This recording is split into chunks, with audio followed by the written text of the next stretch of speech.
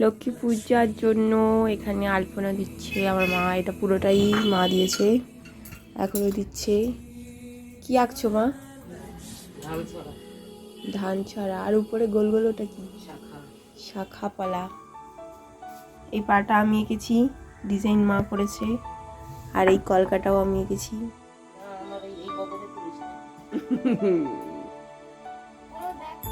এটা হচ্ছে চিনির নাড়ু বানাচ্ছে আমার মা। এটা হচ্ছে তিল না, এটা হচ্ছে সুজি। আর এটা হচ্ছে তিলের নাড়ু। এখানে টুনিদির সবজি কাটছে কলা বউয়ের জন্য, ভাজা হবে 5 রকম। এই যে টুনিদি জ্বলছে তো গ্যাস। আমার মা বানাচ্ছে নাড়ু।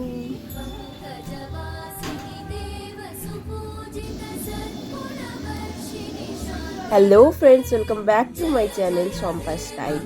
তো সোমবার ছিল কোজাগরী লক্ষ্মী পুজো। আর বাঙালি প্রায় প্রতিটা বাড়িতেই কিন্তু এই কোজাগরী লক্ষ্মী পুজো হয়ে থাকে। তো আমাদের বাড়িতেও হয়েছিল, শুধুমাত্র ভিডিওটা পোস্ট করতেই একটু লেট হয়ে গেল। তোমরা হয়তো এই ভিডিওটা দেখে ভাববে যে আমরা কলা গাছকে কেন বরণ করছি।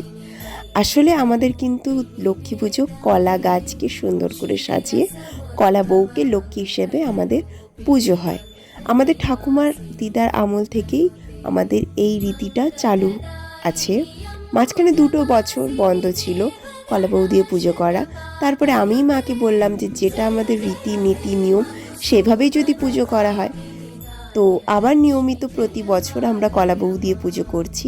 একটা বউকে যেভাবে সাজিয়ে গুছিয়ে বরণ করে ঘরে তোলা হয়, সেরকমই কিন্তু কলা বউকে আমাদের সাজিয়ে গুছিয়ে বরণ করে ঘরে তুলে সুন্দর রান্না করে সাজিয়ে গুছিয়ে দেখিয়ে তারপরে আসনে বসানো হয়। তারপরে পুজোর জন্য যা যা লাগে আমরা সমস্ত কিছু সাজিয়ে কমপ্লিট করে রেখেছিলাম। ঠাকুরমশাই আসতে দেরি করছিলেন বলে মা আগে পাঁচালিটা পরে নিয়েছিল। পাঁচালি পড়ার শেষ হওয়ার একটু পরেই ঠাকুরমশাই চলে এসেছিল। প্রায় আমাদের বাড়িতে রাত 9:30টার কাছাকাছি বেজে গিয়েছিল পুজো শেষ হতে। তো তোমাদের আজকের ভিডিওটা কেমন লাগলো আমাকে কিন্তু কমেন্টে অবশ্যই জানিও। আর দেখা হবে তোমাদের সাথে আবার একটা নতুন ভিডিওতে।